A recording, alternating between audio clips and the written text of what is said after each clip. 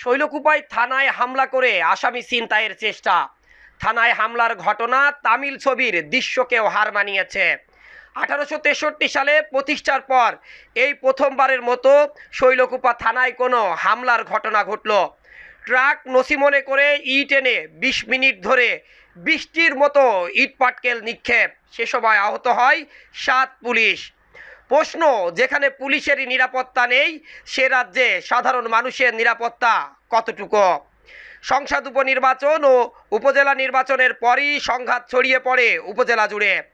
বিভিন্ন গ্রাম থেকে শুরু করে বিভিন্ন ইউনিয়ন ও এমনকি উপজেলা শহরেও এই সংঘাত ছড়িয়ে পড়ে। শত শত ঘরবাড়ি ভাঙচুর, এমনকি মানুষের উপর হামলার ঘটনাও ঘটছে, পাল্টা হামলাও ঘটছে। এরই জের ধরে একটি মামলার ঘটনায় স্থানীয় এক আওয়ামী লীগ নেতাকে দুপুরে আটক করে পুলিশ। এরপরই তার কর্মী সমর্থকেরা থানায় এসে হামলা চালায় এবং বৃষ্টির মতো ইট পাটকেল নিক্ষেপ করে। পরিস্থিতি নিয়ন্ত্রণের বাইরে চলে গেলে পুলিশ আত্মরক্ষার্থে সে সময় টিয়ার গ্যাস, রাবার বুলেট ও শটগানের গুলি ছোড়েন। এ সময় পুলিশের গুলিতে এবং বিভিন্নভাবে আহত হয় 25 হামলাকারী। উল্লেখ্য, দুপুরে আওয়ামী লীগ নেতা মুস্তাক শিকদারকে আটক করে শৈলকুপা থানা পুলিশ।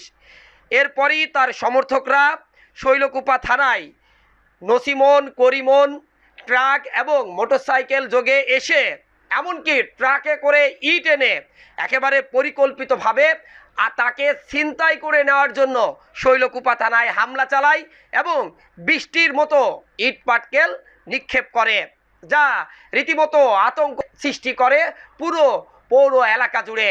মুহূর্তের মধ্যেই বন্ধ হয়ে যায় পৌরসভার সকল ব্যবসায়িক প্রতিষ্ঠান ও দোকানপাট। রাজনৈতিক ব্যক্তি থেকে শুরু করে সাধারণ মানুষের মাঝে চরম আতঙ্ক ছড়িয়ে পড়ে।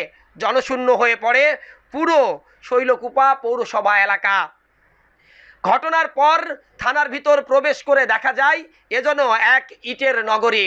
শৈলকুপা থানাকে সংস্কার করার জন্য হয়তো ইটের প্রয়োজন ছিল। পুলিশকে টাকা খরচ করে বা কষ্ট করে সেই ইট সংগ্রহ করার কোনো প্রয়োজনই হলো না। বিরোধী পক্ষরা থানায় এসে একেবারে ইট বৃষ্টির বন্যায় একেবারে পুরো থানা প্রাঙ্গণকে একদম ইটের স্তূপে পরিণত করেছে। এই ঘটনার পরেই শৈলকুপা থানা এলাকার পুরো এরিয়া জুড়ে নিশ্চিদ্র নিরাপত্তার চাদরে মুড়িয়ে ফেলেছে ঝিনাইদহ জেলা পুলিশ। পুলিশের একাধিক ঊর্ধ্বতন কর্মকর্তারা জানিয়েছেন, এই ঘটনায় যারাই জড়িত হোক না কেন তাদের দৃষ্টান্তমূলক শাস্তি দেওয়া হবে। এই ঘটনায় এক পুলিশ সদস্য গুরুতর আহত হয়েছে। তার মাথায় ইটের আঘাত এবং শরীরে ধারালো অস্ত্রর আঘাতের চিহ্ন রয়েছে। তার অবস্থার অবনতি হওয়ায় ঢাকায় তাকে উন্নত চিকিৎসার জন্য রেফার করা হয়েছে।